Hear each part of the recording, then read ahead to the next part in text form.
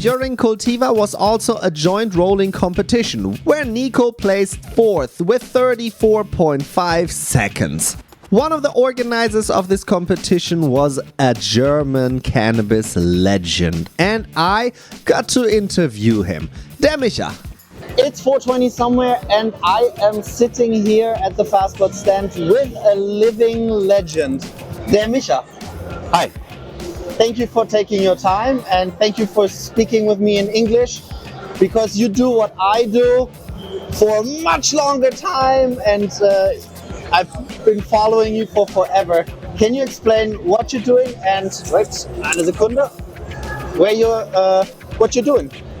Yeah, I'm a freelance journalist. I'm located in Berlin, and I'm doing cannabis journalism. What I say, I'm not, and also activism since 2000. And let me say, before I do it public, and behind the scenes, I do it already a little longer.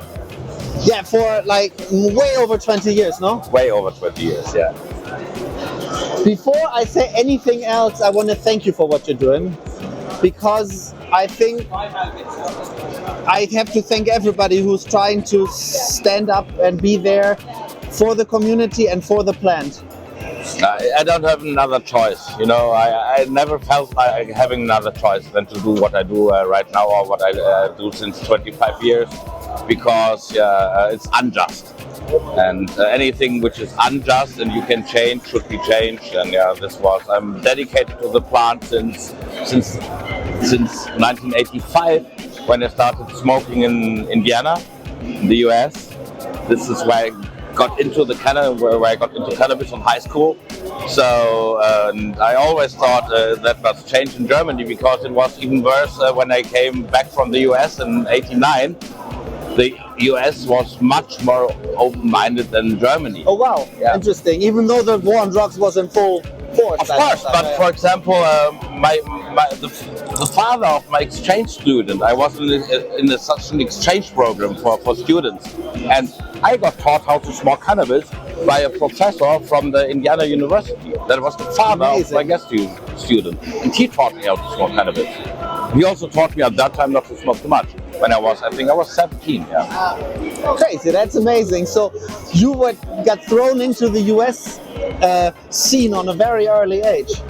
Yeah, but that was totally by chance, because I was in that exchange program, and it was a very boring town in the Midwest. And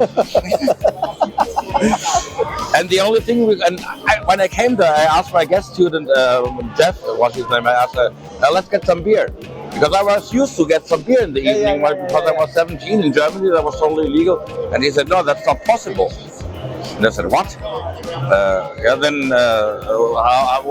How can we get beer? And he said, that doesn't work here. That does not work. We can go on the weekend maybe to a party where we can catch some beer, but we cannot buy beer here. And I said, oh, but I can get you some weed. And I said, no, please, no drugs. That was my first reaction. Yeah, sure. Yeah. Because that's what we're taught in Germany still. So for people from outside of Germany, we can drink legally minor percentage alcohol, which means includes wine, by the way, from the age 16 on.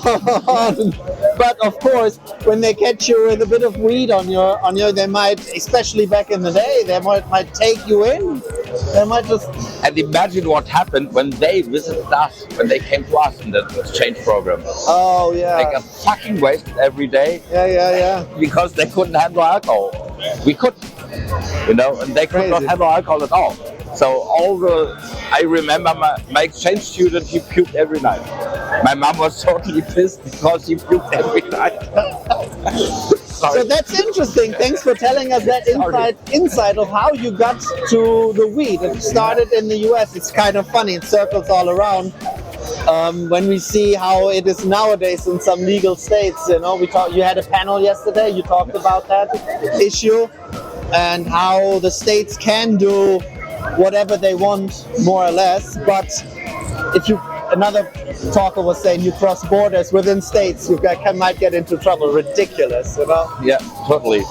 So I thank you for what you're doing, and you say you're freelancing and a free journalist. I admire that a lot, because that it's probably not always easy, right, to find the next way to make money of it, because you're really, for me, you are an activist. You are really informing the people, and you are standing for the plant, and you always have an answer to any activism question, like what's going on in Germany right now. Yeah, I'm also, I must say, I'm very thankful to my sponsors, because I'm not a public television station, and of course I make most money at the moment. I make with YouTube, with my YouTube channel. I also publish a book, but the YouTube channel gives me, I live from YouTube, and because my channel is demonetized, of course, because of the we all know that.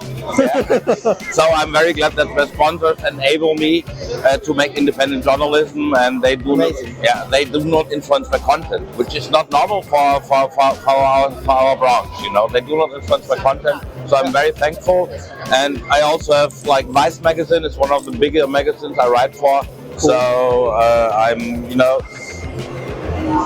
I can make a living from writing and from moderating, but I have still not only from the money I get for the writing, but I also rely on sponsors. Of course, we all do. You know, I'm working for Fastbuds. Clearly, this is on the Fastbuds channel. I'm doing this not independently. I am doing it with a sponsor, and I'm very grateful. It enables me, and it enables me talk to people, and also produce content to educate people. No, without the industry, we would never have been in Germany where we are. You know, this is 100%. 100%, because the only people who supported us over the last 20 years, you know, were, let me say, 95% cannabis companies. Yeah. The rest was something else, but not worth to mention here. Yeah. So, to go to an interesting topic, because I'm talking to a specialist in this topic. What's going on in Germany? Are we gonna get legal weed next year? We gotta get legal weed next year. My guess is that it won't be the 1st of January, because there are still administrative things which have to be solved before. But I think within the next year we will have 3 plants legal, we will have 25 grams legal, and then over the next year, step by step, a little bit more. But nobody knows what will come more than 25 grams in 3 plants. Yes, that's the question. So if you're a home grower and you're not allowed to have more than 25 grams of weed, what happens when I harvest? I asked our Ministry of Health, because I want to do a documentation about my first harvest then, my first legal harvest then, which I'm planning. But they couldn't answer me yet. I'm still in contact with them, and I asked them how can I influence my harvest so it won't exceed the 25 grams, and I think they don't know.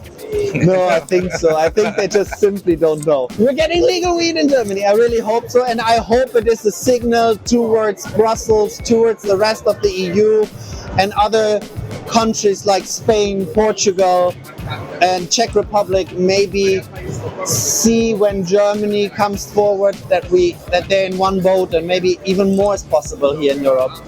Yeah, but that will be a longer process behind the scenes for sure. There will be, you know, they have to get the majority within the European community, and I already counted it. We need another 5 or 6 states. You know, Portugal would be on the pro side, Spain would be on the pro legalized side, because they want to have it regulated on the long range for sure. Yeah. But there are also countries like Poland, like Bulgaria, like Sweden. You know, Sweden, they are the worst of all. Nobody expects that, because Sweden is considered to be liberal. But when it comes to drug laws, Sweden is the worst country within the European community. So it takes a while till the pro-cannabis countries, or the anti-drug war countries, let me say anti-drug war countries, they have the majority within the EU. Yeah, for me personally, and that's the last topic about Germany I want to talk right now, is when I see interviews with Lauterbach, which you just mentioned, Secretary of Health of Germany, the way he speaks still about the plant, and that still in some medical laws it has to be, you test everything else before you can even utilize the cannabis, kind of, at least that's how it's officially, I believe. So that's like still a very long way to go, no? Of course, and you can see what happens if you are forced to do something you actually don't want to do, because he's forced by the parliament as a minister. The parliament decided that. He didn't decide it as a minister.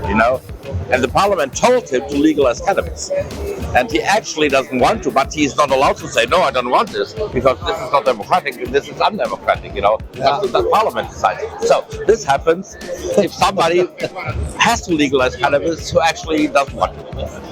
Yeah, the way he speaks.